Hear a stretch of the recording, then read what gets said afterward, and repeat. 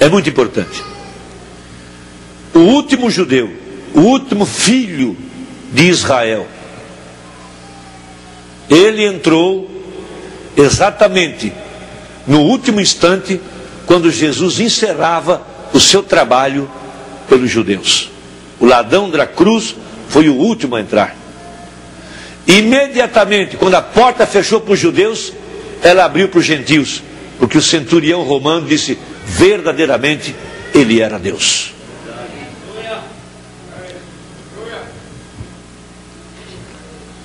O dia que o último eleito entrar, nós vamos embora. E simultaneamente a porta abre para os judeus. E quando estivermos aqui, não importa quão difícil está sendo, semeie, convide, dê testemunho, fale da palavra. Essa vida que você gera é como um filho que você dá à luz, estará ligado a você pela eternidade, diz o profeta. Que quando você testemunha, às vezes você passa 20 anos na igreja, 30 anos, e você olha ao redor, não tem ninguém que você evangelizou.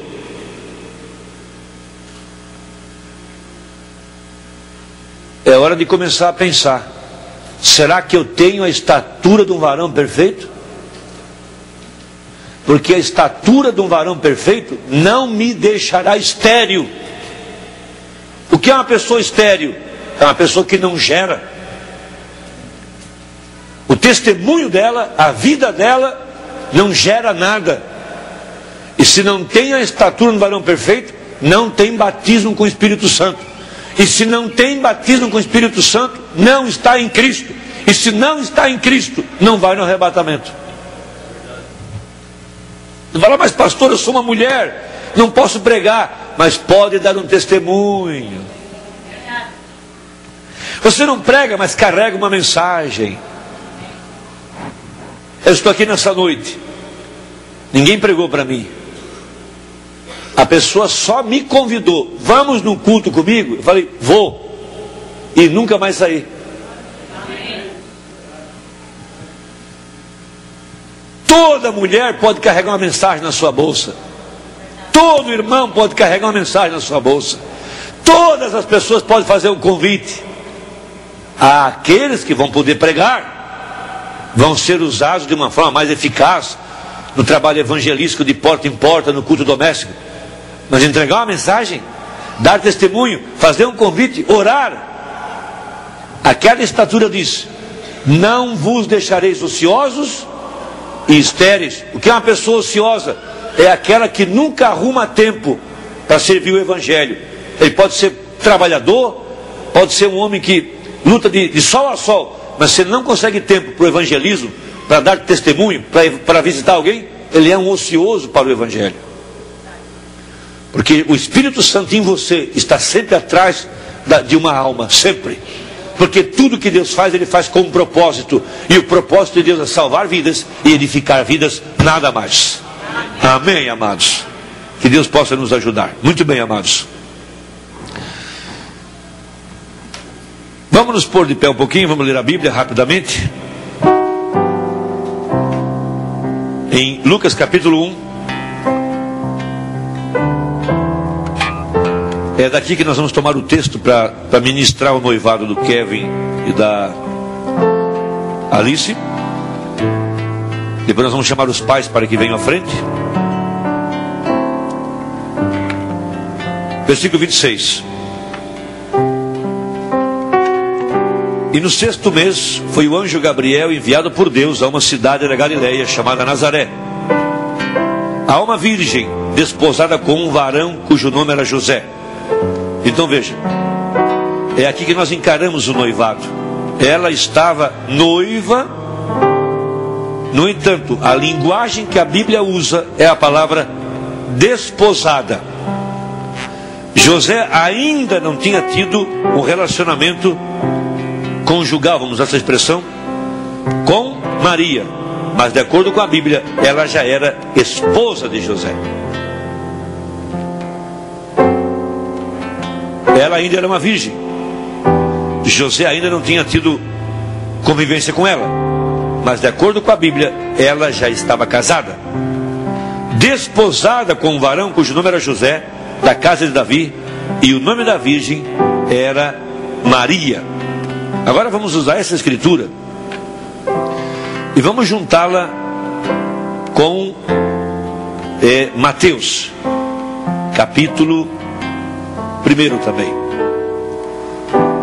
Uma escritura dá mais luz à outra.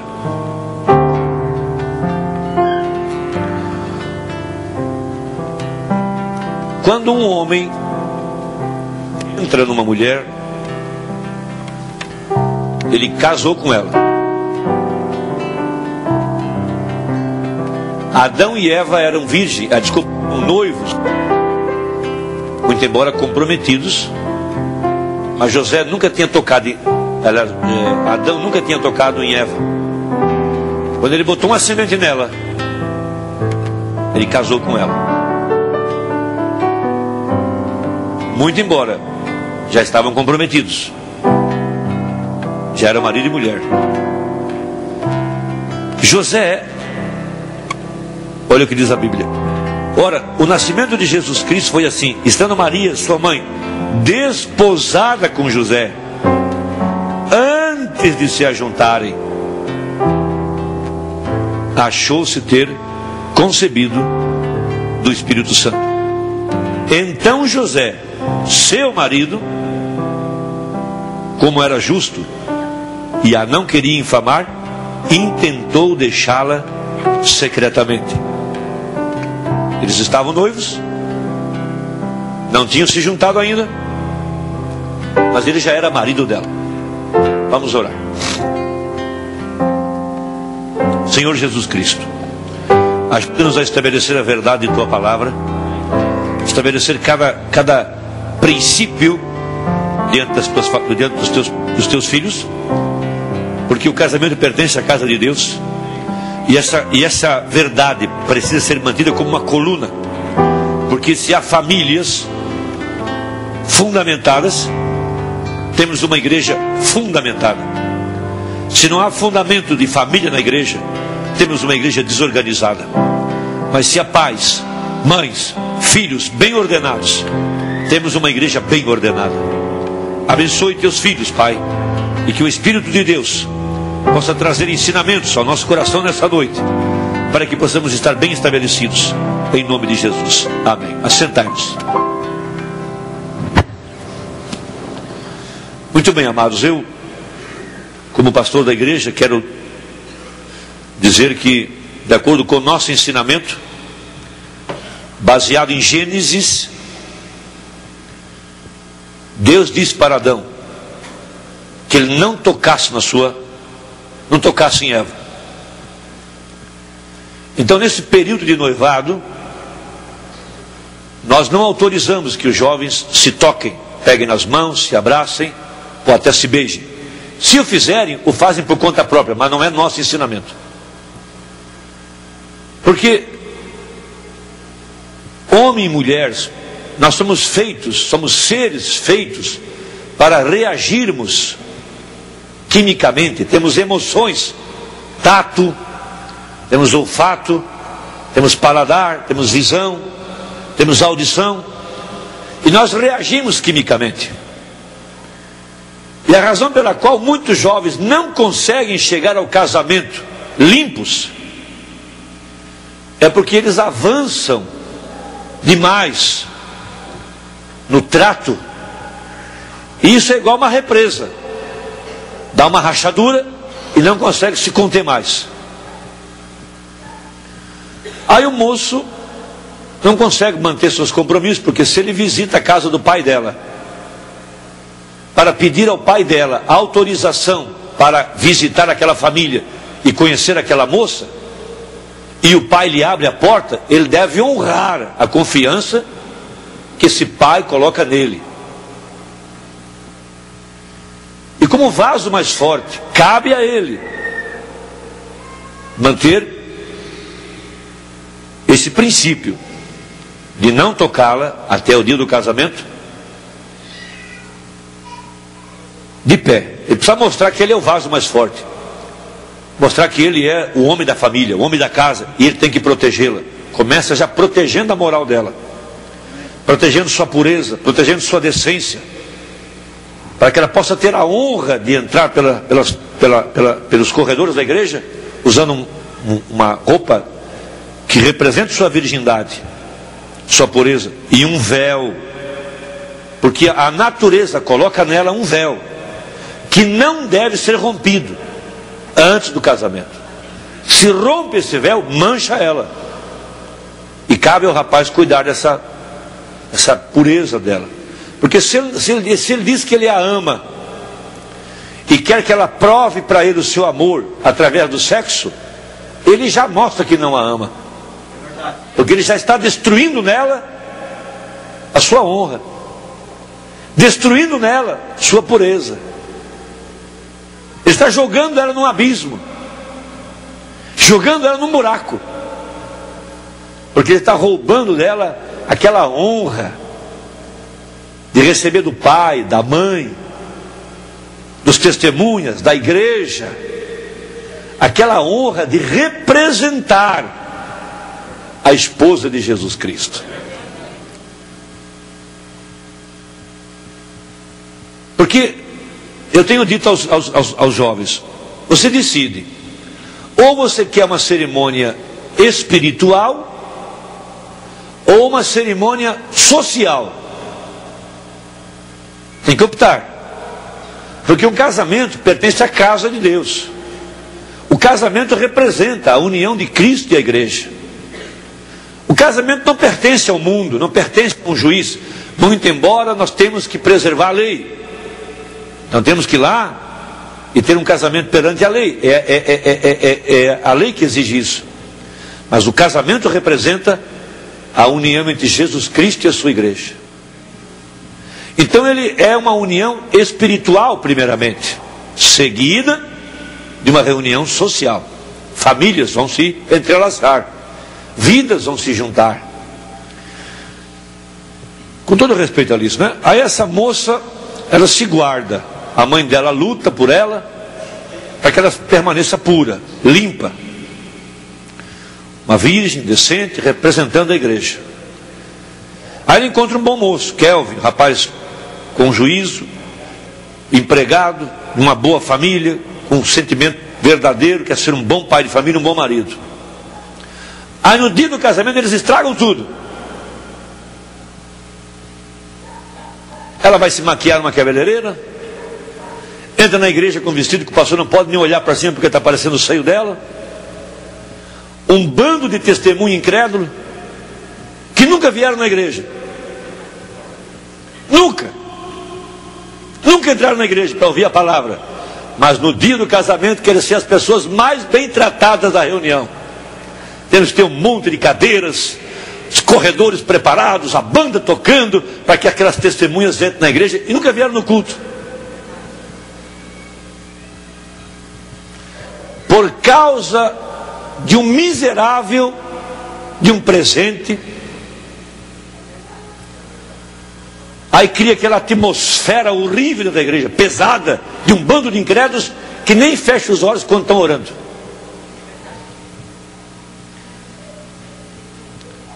Seria preferível não ter nada, ter um fogãozinho velho, uma geladeira velha, um guarda-roupa pregado por 4, 5 vezes, uma cama com colchão gasto, mas ter a honra de no dia do casamento, eu quero as bênçãos do Senhor Jesus Cristo.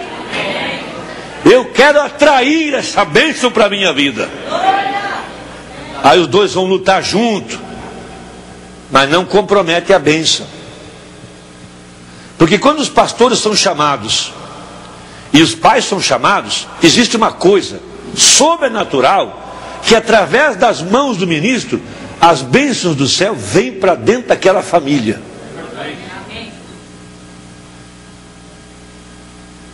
Isso não é uma coisa que nós inventamos, não é uma formalidade, isso é a Bíblia. Os pais, os sacerdotes, abençoando a nova família que começa. Amém, amados?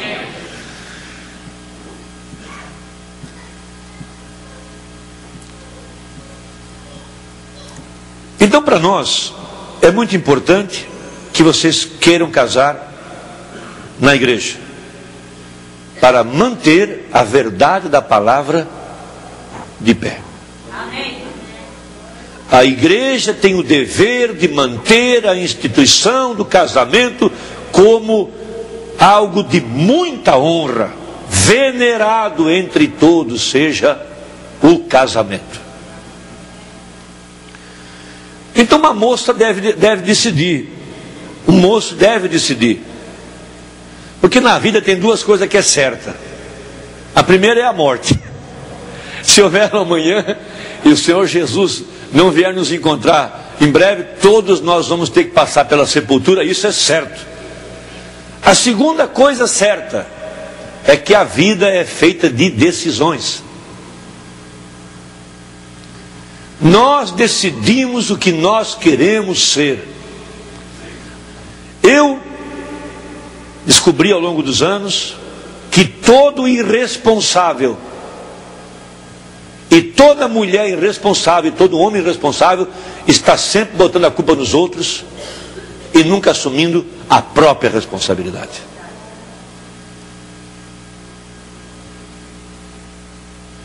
Quando Adão pecou, ele botou a culpa em Eva.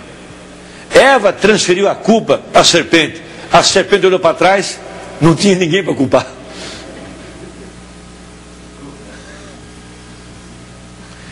Escuta a minha história um pouquinho. A minha mãe é filha bastarda. Filha bastarda é filha que nasceu fora do casamento. Não vai desonrá-la, fica tranquilo. Nasceu fora do casamento, numa aventura de um homem casado, irresponsável, que conheceu uma mocinha do interior e a engravidou e foi embora. Minha avó criou minha mãe como mãe solteira. Logo minha avó conheceu um homem e desposou-a. Minha mãe passou a ser criada por um padrasto. Logo vieram os filhos do casamento. E logo minha mãe passou a ser uma filha rejeitada na família. Com 14 anos, ela começou a trabalhar, trabalhou 35 anos na mesma empresa. Com 14 anos. Quando ela casou, ela já tinha casa própria, terreno próprio, casa mobiliada, tudo. Porque ela disse, eu vou ser uma mulher direita na minha vida. Quando eu nasci, eu contraí pneumonia logo nos primeiros meses, eu ia morrendo de pneumonia. E ninguém queria fazer meu batizado, porque a minha mãe era filha bastarda. Júlio, a mãe dele é uma bastarda. Ninguém quis ser meu padrinho. Ela achou um primo aleijado. Falou, é você. Ele era aleijado mesmo. Ninguém dava bola para ele. Me tornou eu padrinho de batizado. O padre me deu a extrema unção, porque eu estava morrendo de pneumonia dupla. Mas ela não desistiu. Me levou numa mulher que cria na oração. Ela orou por mim, eu estou curado até hoje, graças a Deus. Não foi feliz no seu casamento. Foi desonrada pelo seu marido, mas nunca tirou a roupa do seu esposo na frente dos filhos. Foi mulher de um homem só. Está viva com 82 anos. Nos criou no caminho do Senhor. Todo domingo eu era obrigado a ir para a missa. Eu tinha que ser um coroinha. O que eu quero dizer com isso? Ela tinha todas as razões para ser uma mulher qualquer e botar a culpa nos outros. Mas ela disse, eu vou ser uma mulher honesta. Eu vou trabalhar, eu vou criar minha família, eu vou ser mulher de um homem só. Amém. A vida é feita de decisões. Você decide o que você vai ser. Se você quer botar culpa nos outros, você arruma culpa em qualquer um. Culpa no governo, culpa no pastor, culpa no diácono, culpa na tia, no tio, na vizinhança. Mas se você também quer fazer o certo, você fará o certo.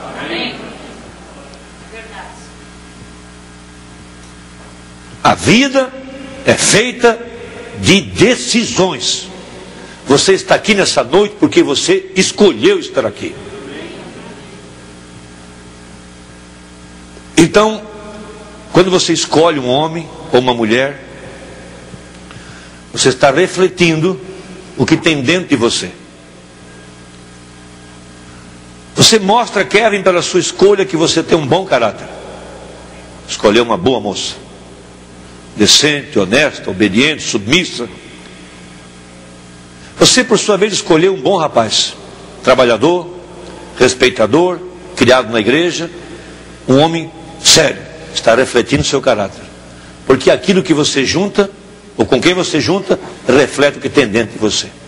Não importa o que você diga, se ela fosse uma Jezabel pintada, com a barriguinha de fora, cheia de brinco, você me diz assim, ô irmão, ela é uma santa.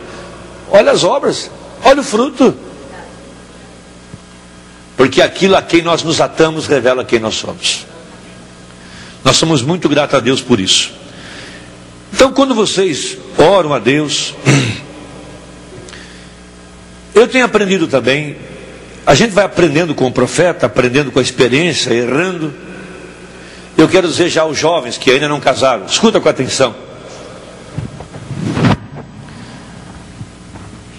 A forma de escolher, escolhendo uma noiva, de acordo com o que disse o profeta, primeiro eles devem orar. O tanto que orarem vai ser pouco ainda. Depois eles têm que ter dentro de si o que gostariam de encontrar na pessoa amada. Que tipo de caráter? Que tipo de homem? Que tipo de mulher? Como é que devem ser? Porque nessa sociedade chamada casamento,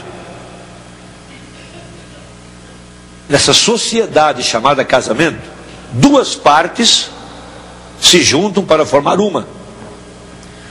Mas cada um dos dois tem um papel distinto. Ela tem seus deveres, suas obrigações como esposa. Ele tem suas obrigações, seus deveres como marido. A razão pela qual hoje os casamentos estão difíceis de dar certo é porque ela invadiu o espaço dele e ele invadiu o espaço dela. E um não sabe qual é o seu papel nessa sociedade. Ele quer ser ela, ela quer ser ele, e no fim entra uma série de desajustes. Mas quando ambos entram para essa sociedade e cada um sabe qual é a sua parte, o que se espera dela? Que seja uma boa esposa. O que é uma boa esposa? Primeiro, submissa ao seu marido, obediente. Por isso seu cabelo é um cabelo crescido. Seu cabelo revela se você vai ser obediente ou não. E quando a mulher corta seu cabelo, ela já está dizendo, nunca vou te obedecer. Não espere nada de mim. Se quiser assim, ponto final. Porque o cabelo cortado significa que ela não está sujeita à autoridade. O cabelo crescido diz, eu estou sujeita à autoridade. Uma mulher que corta seu cabelo, ela fala, eu não acredito no anjo da igreja. Porque a mulher que tem seu cabelo crescido diz assim, eu honro o anjo da igreja. Quando ela corta seu cabelo, ela fala, eu não respeito o anjo da igreja. Então, para mim, casar num juiz ou na igreja não faz mal. Ela já fala, eu não respeito o anjo da igreja e eu não respeito o homem pela qual as bênçãos podem descer. Porque o anjo é o homem pela qual as bênçãos vão descer. Ele é um ministro levantado por Deus para servir a favor dos que hão de ser salvos. Estou falando, colocando princípios. Espero que seja então uma mulher que cuide do seu marido, das suas coisas, enquanto ele trabalha fora. Boa dona de casa, que cuide das coisas do lar, que gosta das coisas de casa e que deseje ser mãe. É o papel dela. Por isso Deus lhe deu 2 seios. A questão que de seios? Amamentar. Se Deus não quisesse que ela fosse mãe, para que ele deu seios? Para derrubar homens? Para acabar com famílias?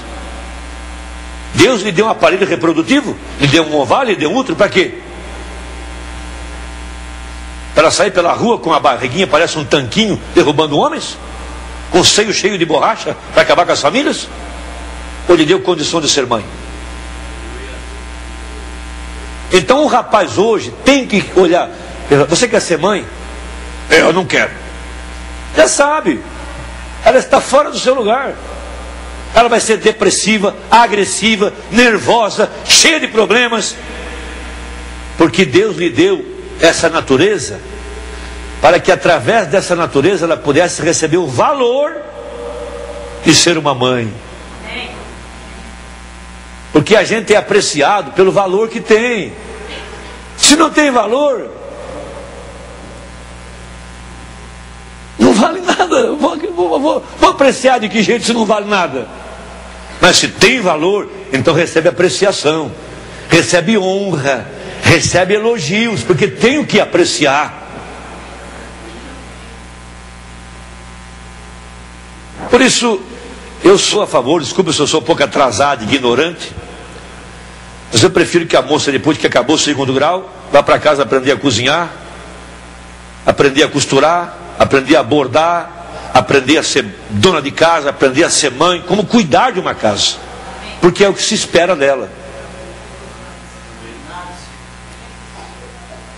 Agora, se ela tiver que trabalhar fora por conta de que o esposo ficou doente, ou porque aconteceu algum acidente, ou porque a sua renda é muito baixa, e por um pouco de tempo ela precisa se sujeitar, isso é tolerável.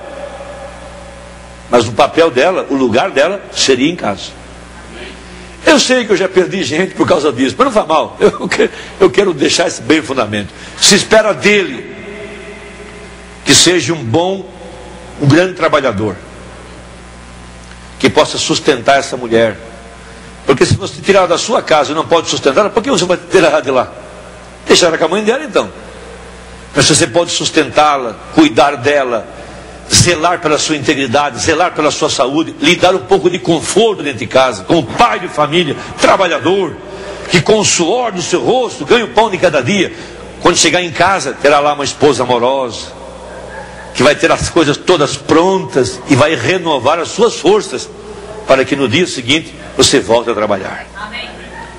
Então nessa sociedade tem papéis distintos, e se há competência das duas partes, enquanto vão se relacionando um com o outro, uma coisa chamada confiança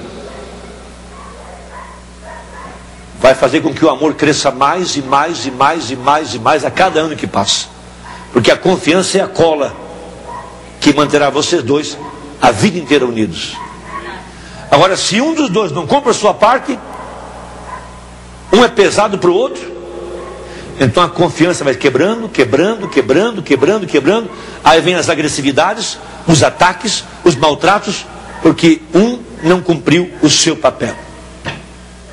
Você chega em casa, está lá a louça da noite passada, a casa está desarrumada, sua roupa suja, porque ela passou o dia inteiro no shopping center.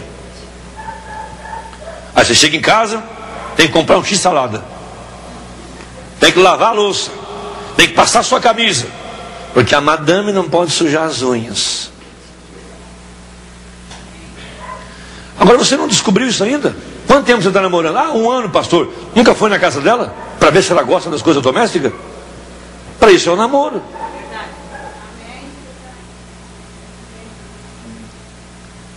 Ele não para emprego nenhum, não se sujeita, vive, a carteira já tem 3, 4 carteiras de trabalho. Não dá para desconfiar que esse rapaz não vai dar conta de sustentar a casa? Mas eu amo tanto ele, pastor. Ele tem um cabelo preto tão bonito, pastor. Vê se esse cabelinho dele vai te dar pão, comida, pagar luz, pagar água. Mas nós nos amamos tanto. Porque é uma troca desonesta. Às vezes é uma troca desonesta. Às vezes a mulher entra para um casamento numa troca desonesta. Ela foi bem educada, ela é uma cristã, boa dona de casa, uma mulher de respeito, quer ser mãe. E o homem é um vagabundo, não trabalha, não faz nada. E quer exigir que ela o honre, que ela o ame, que ela seja... O rei chegou, mas ele não dá nada. É uma troca muito desonesta.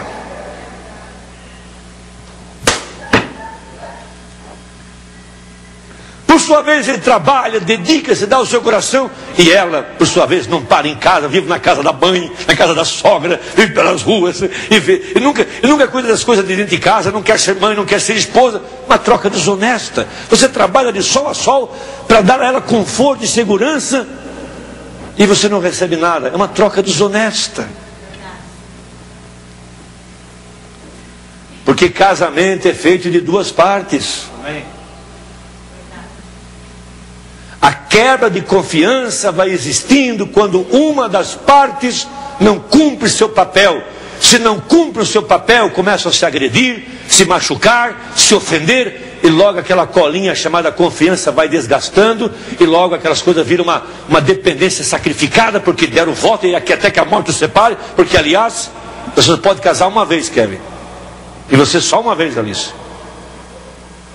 Não existe o segundo casamento. Não me importa o que as pessoas falam, o que as leis falam, que se grupo da mensagem, caso 2, 3 vezes, só há uma vez só o casamento. Não há 2 vezes. Porque quando Deus criou, Ele fez macho e fêmea e ponto final. Estão juntos para a vida inteira e pela eternidade. Só há uma condição, de acordo com o que nós aprendemos, em que o rapaz pode casar pela segunda vez. Ele pode, ela não. Não há lugar na Bíblia para um segundo casamento. Não existe. Ele pode. Quando que ele pode?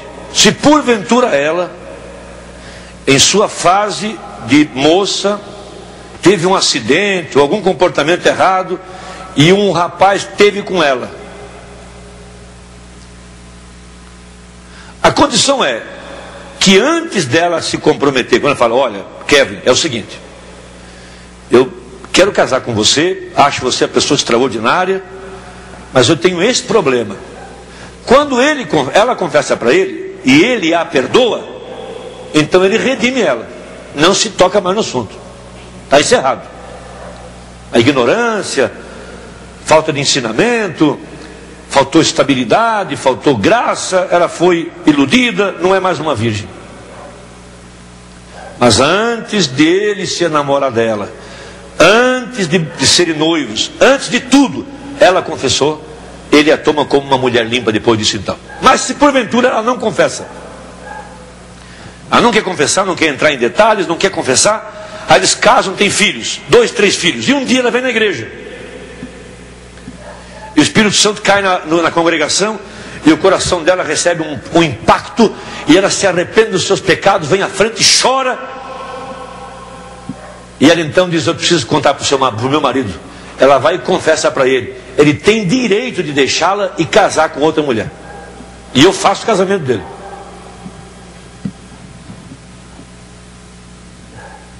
Porque ela não foi fiel a ele no princípio. Porque na mensagem casamento e divórcio, muito embora na Bíblia em português fala prostituição, o profeta, usando a mensagem King James, ele usou a palavra fornicação. E fornicação só pode ser usada por pessoas solteiras. É um assunto difícil, a igreja fica em silêncio, mas são as bases de nossa fé. Porque casamento e divórcio foi dado ao profeta por esse pilar de fogo. Esse pilar de fogo desceu na montanha e deu ao profeta a mensagem casamento e divórcio, que faz parte da revelação da mensagem dos 7 selos. Por isso que os pais, escuta meu irmão, minha irmã, eu tenho 4 filhas, e uma é diferente da outra. Mas, de acordo com a Bíblia, se ela for uma porta aberta, volúvel, vulgar, vive cercada de rapaz na porta da igreja, mensagem no celular dela, eu estou vendo que ela é uma porta aberta. O que eu faço? Eu vou meter uma parede de tábua ao redor dela. Vou chamar a mãe dela, vou chamar as irmãs dela, eu vou dar um jeito também, e nós vamos cercar ela para guardá-la para o seu casamento. Mas se ela for um muro, ou seja, ela sabe cuidar dela mesma, nós vamos edificar uma cidade em cima dela. Está no livro de Cantares. Lá diz assim: cabe aos pais, se os pais estão notando que sua filha é muito acessível, muito conversadeira, desculpe a expressão, vocês me amam, eu também te amo. Mas chega uma idade em que os seus membros começam a ficar grandes e crescidos, ela já começa a ser uma fêmea com vontade de casar, o que é natural. Mesma coisa é o rapaz, cresce pelo no rosto, ele começa a sentir que ele já é homem, e cria o gogó, ele já começa a falar forte, ele já pensa que ele é um macho, já começa a arrastar asinho no terreiro. Cabe à mãe olhar para que sua filha não use roupa imoral, com as roupas de baixo aparecendo, com seus seios aparecendo. Ela está sentando de maneira incorreta, ela fica só em roda de rapazes. Quando Ruth disse: olha, eu vou me ajudar com os teus moços, ele disse: não, te ajuda com as minhas moças. Moça tem que andar com moça, rapaz tem que andar com rapaz. Se eu notar que esse garanhãozinho da igreja já começou a ficar muito perto das mocinhas, eu já estou de olho. Eu sou um gavião velho com uma asa meio arrastando, mas dentro de uma esporada. Porque de acordo com a Bíblia, moça anda com moça, rapaz anda com rapaz. Porque daqui a pouco já começa a ver essa promiscuidade. Sabe o que é promiscuidade? É um ambiente onde não há mais temor e não há mais respeito, onde moço e moça, tanto é que aqui na igreja os diáconos estão vigiando para que moço não sente com moça, e nem mulher casada do lado de um outro homem. Eles estão vigiando o tempo todo e pedem por favor para trocar de lugar, para que não fique se encostando um no outro. Se estão se encostando, porque um diácono não vê, mas se eu ouvir, eu falo: vem cá, você está vendo aquele casalzinho lá? Ele fica um pouco vermelho comigo, mas ele vai lá e pede: com licença, a senhora podia mudar de cadeira? Porque você pode criar um ambiente de promiscuidade dentro de casa. Preste atenção. Digamos que uma família tem moços e moças. O caso do irmão Gerson, tem moço, tem 2 meninos e uma menina. Lá em casa nós tivemos 4 meninas e um rapaz. Elas são orientadas a sair do quarto com roupas vestidas. E quando vai para o banheiro tomar banho, leve as roupas. E quando sai de lá, não deixa a roupa pendurada na torneira do banheiro. Porque o próximo que usar vai ser um rapaz. Não tem esse negócio do pai sair do banheiro com a toalha enrolada na cintura. O moço, sai lá com a toalha na cintura, vai botar uma roupa já. Porque senão você cria ambiente de promiscuidade, onde irmãs deitam com irmãos, é onde pais praticam incesto com filhos.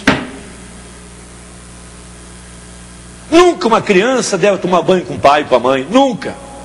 Porque a Bíblia fala que os filhos não devem ver a nudez dos pais. Nunca irmãozinhos devem tomar banho juntos. Nem moça tem que tomar banho junto, para não haver um ambiente de lesbianismo ou de homossexualismo. Porque há um espírito na humanidade hoje. Os pais têm que vigiar essas mocinhas que todas dormem juntas. Será que de fato há um bom comportamento? Os rapazes dormindo juntos, será que de fato há um bom comportamento? Porque desceu um espírito na humanidade hoje de Sodoma e Gomorra. Pode dizer amém para isso? Eu ia pregar sobre o Papa hoje, mas já me fui muito longe. Quem sabe deu uma pitadinha do Papa ali, só um pouquinho. Eu estou aproveitando, Kevin. Falei para você que eu ia aproveitar isso aqui. Temos mais virgens, temos mais moças, temos mais rapazes. E uma hora como essa nós aproveitamos para botar esses ensinamentos. Então essas coisas chama-se educação de berço, onde as famílias vão sendo formadas.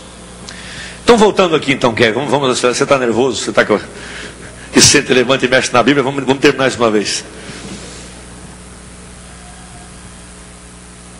Depois de orarem, Vocês observaram um ao outro, realmente se conhecem por dentro e por fora, não tem vergonha, porque cada um tem seus próprios defeitos, mas amam-se tanto que os defeitos não são nada.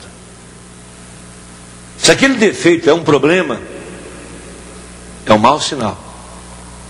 A Bíblia fala, Adão e Eva estavam nus e não se envergonhavam, ou seja, se conheciam como eles eram. Não tinha máscara. Minha esposa me conhece, deitado, acordado, sabe quando eu piso, tudo, sabe tudo, mas ela não perde o seu amor para comigo. O meu defeito não é para ela uma barreira, e vice-versa, porque amam-se tanto que o amor é maior que qualquer defeito. Por isso casamento é ajuste, vão se ajustando, ajustando, ajustando, ajustando, ajustando. Eu já descobri, irmã Carmen, que ele não gosta de sopa, e ela gosta de sopa. Eu falei, come sopa com ela. Por isso que é magrelo, só come pão com ovo. Eu fui na casa da Neca, fez uma sopa lá que só a Neca sabe fazer. O magrelo comeu pão com ovo e queijo. Ele comeu legume para ficar forte, ter uma semente forte, forte para ter uns filhos. Pão com ovo.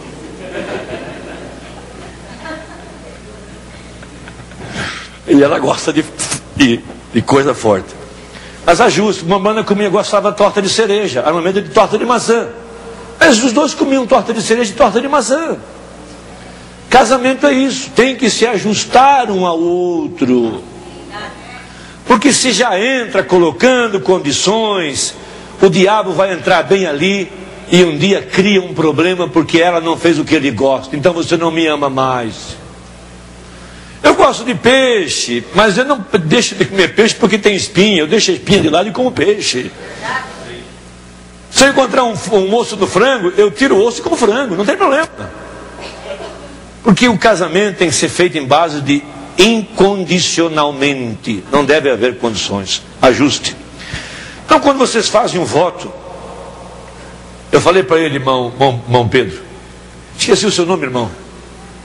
Hã? Valerinho. Eu falei para ele assim, ó, procura noivar perto do casamento.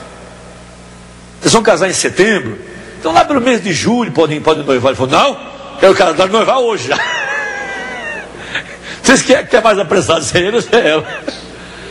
Porque até julho eles têm tempo ainda de continuar se conhecendo. Vamos que nesses... Quantos meses dá?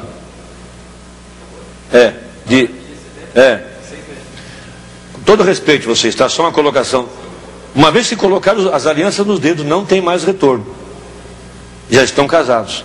Vamos que nesse meio tempo aconteça um acidente e um dos dois fique paraplégico.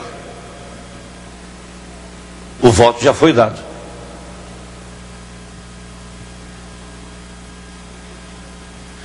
Eu presenciei um casamento que foi assim. Os dois se namoraram, noivaram e logo ele contraiu câncer.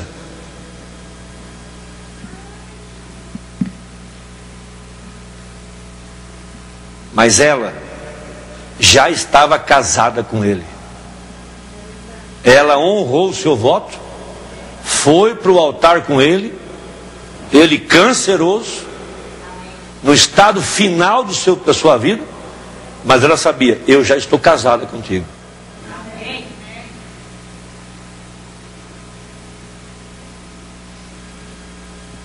Porque o voto é até que a morte os separe.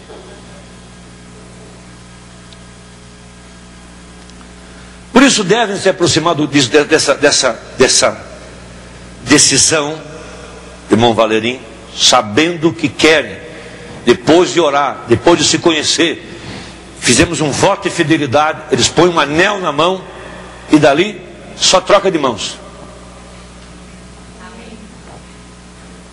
Esse é o ensinamento da Bíblia. Maria estava desposada com José antes de se ajuntar.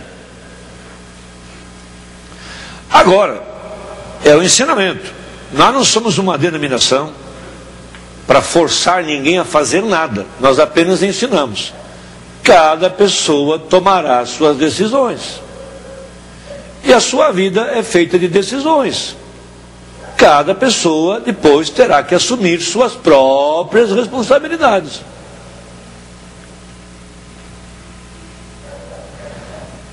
Então, o namoro, o noivado, o casamento são etapas desse relacionamento, esse conhecimento. Eu fico feliz por vocês. Fico feliz por você, feliz por você, feliz pelas famílias, porque são laços. Pessoas que vão se aproximando. Quando um casal casa, não é só os dois que casam, as famílias se casam. A Neca rapidamente disse: eu ganhei, foi um filho. Foi um genro. Eu mostrei a foto para ela do cinto de segurança. Um genro sai de carro com a sogra, aí ele bota o cinto de segurança e a sogra do lado. Aí ele fala assim: sogra, põe o cinto de segurança. E o cinto de segurança era uma forca que caiu do teto. Põe o cinto de segurança, sogra. Na primeira freada, a primeira freada, a sogra estava em maus lençóis. Ela não gostou. Mas é assim mesmo. É por isso que sogra tem cama redonda.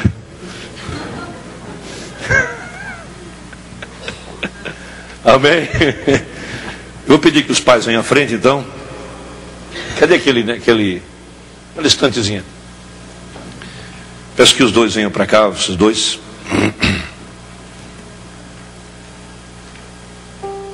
Os pais.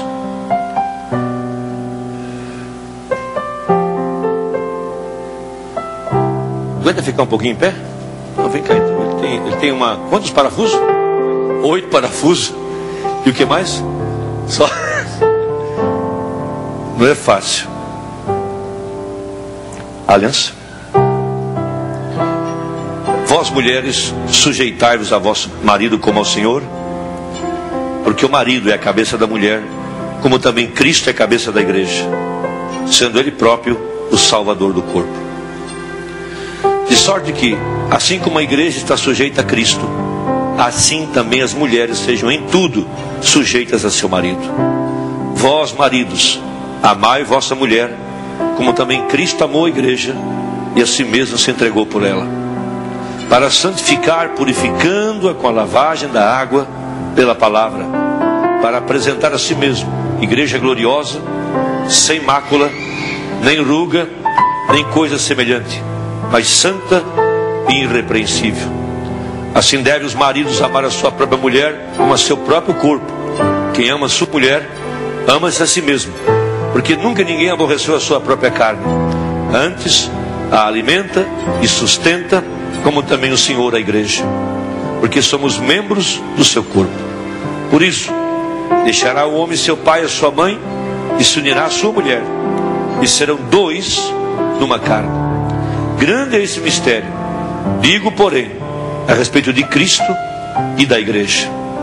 Assim também vós, cada um em particular, ame a sua própria mulher como a si mesmo, e a mulher reverencie o marido. Essa é a mesma escritura do casamento, porque isso hoje é um pré-casamento. A partir de agora vocês já estão ligados um ao outro. Ela passa a ter uma vida de pré-esposa e ele de pré-esposo. Vocês devem deixar de lado tudo que possa impedir essa profundidade de relacionamento. Você cuida de sua responsabilidade, ela dela. Enquanto vão se relacionando, o amor vai crescendo entre vocês, a confiança vai crescendo. Os pais vão ajudando, nós vamos ajudando, orando por vocês e mantendo essa instituição de pé. Uma aliança, o próprio nome já diz, é um pacto, é um concerto, é um acordo feito. Eu não aprovo e eu acho dinheiro jogado fora essas pessoas que passam a usar uma aliança de prata para comprometer a namorada. Isso não passa de comércio. Biblicamente só há um pacto que é feito com uma aliança de ouro que representa a eternidade, representa a Deus. E por ser de ouro, porque o ouro é o metal mais precioso que existe, porque ele pode ser trabalhado. Vocês vão trabalhar um ao outro, flexíveis, se ajustando, para que cada um possa entrar mais dentro do outro a cada dia e tornando-se uma só carne.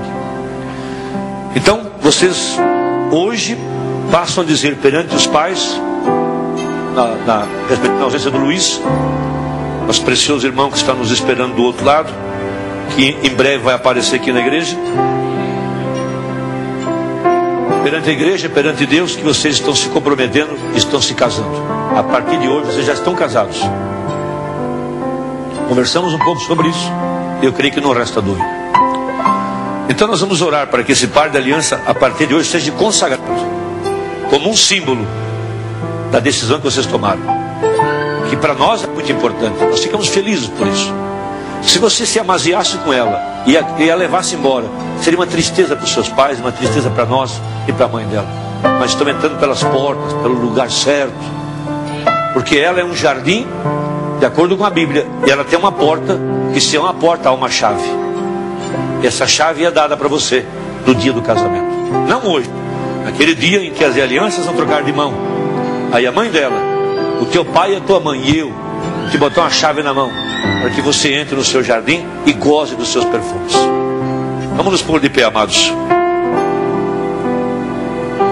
Agora pense assim: aqui está sua filha, aqui está seu filho. Leve-os para dentro do seu coração, para orar por eles, para que Deus possa abençoá-los. Senhor Jesus Cristo, eu tenho nas minhas mãos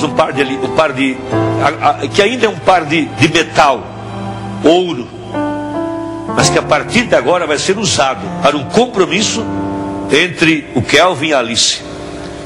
Está representando o casamento que fizeram, o voto que deram um ao outro, jurando fidelidade, jurando se comprometer, jurando amar um ao outro.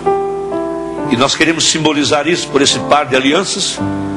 Foi trabalhada por um ourives, mas nós a consagramos agora para o uso sagrado desse casamento.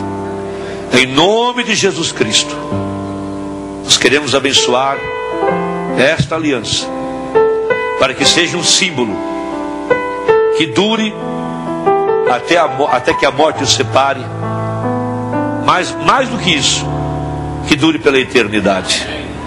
Eu agradeço pelo Kelvin, pela Maria Alice, pelos seus pais, e agradeço a Deus, porque isso pode trazer para a igreja sempre um ensinamento, uma lição, trazer à memória aquilo que nós cremos. Nós então abençoamos isso, abençoamos essa aliança, em nome de Jesus Cristo.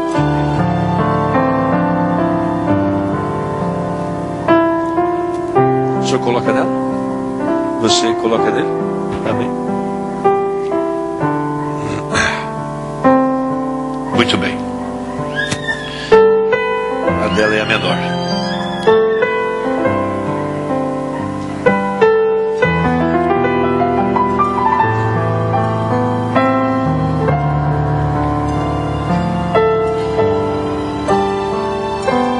Coloca as mãos aqui. Vocês hoje não vão fazer nenhum juramento perante a congregação, porque essa aliança foi colocada por seu pai, pela mãe dela, mas vocês já fizeram um voto perante Deus. No dia do casamento, esses votos serão feitos publicamente. Você vai jurar para ele, você vai jurar para ela. Mas eu digo assim, Kevin,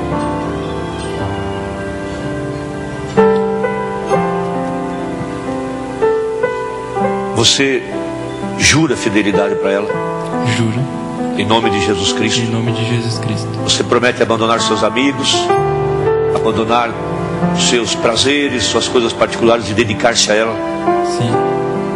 Você promete lutar para que você possa dar a ela as condições necessárias para que ela possa deixar a casa da mãe dela e se unir a você? Mas você lutará por ela, lutará por esse casamento, pela sua casa, pela sua segurança? Sim, eu prometo. Alice, você promete fidelidade para ele? Prometo. Promete fazer tudo que você pode para ser uma esposa, vai cuidar do seu enxoval, vai se colocar ao lado dele, vai abandonar suas amiguinhas, suas coisas particulares e se dedicar a ele? Prometo. Você promete a ele? Prometo. Você promete que vai orar por ele? Prometo. Buscar mais e mais dessa graça em seu coração? Você promete orar por ela? Prometo. Agora eu vou te fazer uma pergunta bem séria. Você promete honrar a casa dela? Sim. Prometo. Promete pegá-la no altar limpa? Prometo. Promete honrar o véu que Deus botou nela? Prometo. Promete nunca desonrar essa casa? Prometo. Em nome de Jesus Cristo. Amém. Ela é a parte mais fraca. Eu vou cobrar de você, não vou cobrar dela. Sim. E se você for homem, você vai cuidar dela. Você promete que não vai andar de mãos dadas com ela? Sim. Que não vai abraçá-la? Sim. Que não vai beijá-la? Sim. Eu vou cobrar de você, rapaz. Levante suas mãos comigo. Levante as mãos comigo, vocês todos. Senhor Jesus Cristo, como ministro do Evangelho,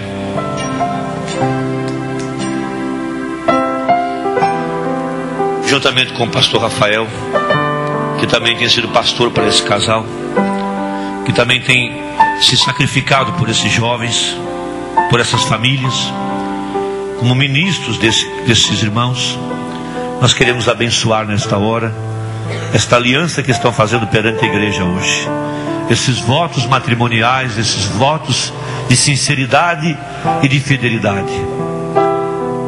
Nós oramos, Pai, para que sejam guardados, para que sejam livres de todo o poder das trevas.